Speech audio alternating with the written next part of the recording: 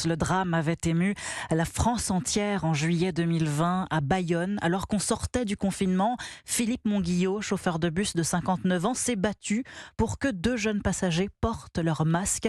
Ils l'ont roué de coups, il en est mort. 2 jeunes de 25 ans comparaissent aujourd'hui devant la cour d'assises des Pyrénées-Atlantiques. Procès que suivront de près les collègues de la victime, toujours très marqués par cette agression, celle qu'ils craignent tous les jours. Reportage à Bayonne du correspondant d'Europe 1, Stéphane Place.